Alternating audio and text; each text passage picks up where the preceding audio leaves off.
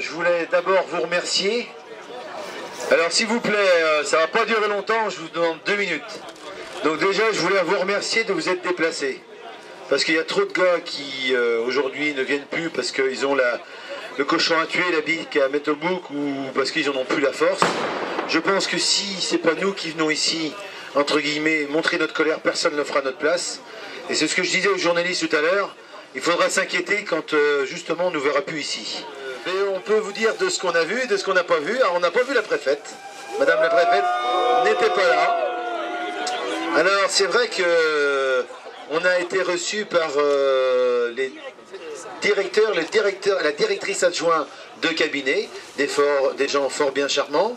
Je me suis permis quand même d'entrée de jeu de leur dire, tout en étant respectueux, que j'étais surpris qu'au vu de la gravité de la situation et de la gravité du sujet, que Madame la préfète n'ait pas pris le temps de nous recevoir. On n'y a pas passé beaucoup de temps, on aurait même pu à la rigueur contraindre notre temps pour respecter ces contraintes d'agenda, mais elle n'a pas pu. Alors bon, ils m'ont fait une réponse polie que les contraintes d'agenda de Madame la préfète ne pouvaient pas nous...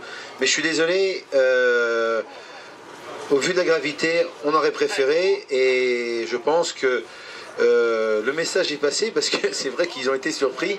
La discussion a un peu mal démarré quand on leur a dit en fait c'est vous, mais c'est pas vous qu'on veut voir, et à la rigueur vous êtes des petits couteaux, hein, grossièrement. C'est ce qu'on a dit de manière polie, de manière édulcorée, tu sais bien mon cher Alain, comme je sais faire. Voilà, donc ce qu'on a fait, on a rappelé la problématique, et c'est là toute la difficulté d'avoir des gens qui ne sont pas imprégnés du sujet, et d'avoir montré l'incohérence de la politique où Macron avait donné à la rigueur une bonne ligne directrice sur l'agriculture française avec les EGA, la prise en compte des coûts de production, l'amélioration des coûts des relations commerciales, la signature d'une charte sur les relations commerciales, charte qui n'est pas du tout respectée. C'est pour ça qu'on va dans les magasins tout au long des dernières semaines. Il faudra y retourner et il faudra continuer à protester parce que les États généraux de l'alimentation, le bras de fer est engagé et la finalité sera au printemps.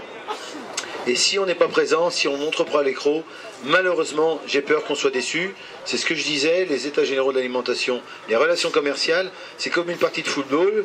L'arbitre, c'est l'État, et la loi, c'est les règles du jeu. On a depuis des années ni l'un ni l'autre, donc il est grand temps que ça arrive si on veut garder l'agriculture.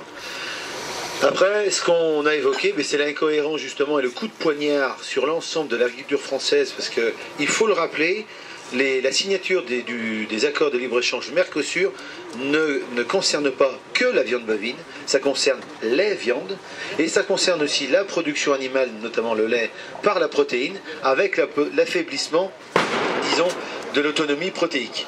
Donc c'est clair qu'on a rappelé, et c'est là toute la difficulté d'expliquer des choses à des gens qui, on a l'impression, arrivent d'une autre planète.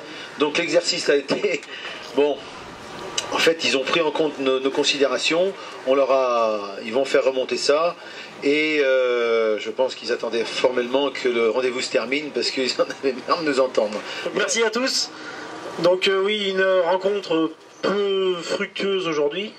Enfin, fructueuse, mais on n'a pas eu de réponse, c'est surtout ça qui était gênant.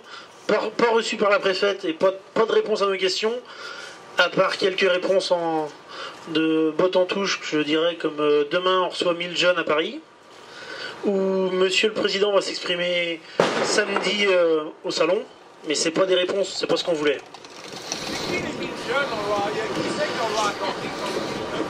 Donc en Loire-Atlantique, il y en a quelques-uns qui sont là quand même. Donc, pour l'info, la DDTM avait convié 10 personnes, tout le monde s'est désisté. Ils m'ont rappelé hier soir pour que je retrouve 10 autres personnes. Donc le syndicalisme, je pense... Comment ? Oui, je pense que le syndicalisme JA va être représenté, au moins JA 44, c'est sûr. Donc après, 1000 jeunes, oui, mais j'espère qu'ils vont être écoutés, parce que si c'est pour entendre un petit discours d'un quart d'heure, ça me fait peur. Et après, le discours de samedi, on ne sait pas. On doute un petit peu quand même. Donc on est dans l'attente. Et je voulais surtout, oui, vous remercier, vous et toute l'équipe qui a préparé la journée, l'action. Et je vous donne rendez-vous ce soir à l'Assemblée Générale, qui sera au village Crédit Agricole, donc au siège social de Crédit Agricole à Nantes. Voilà, merci.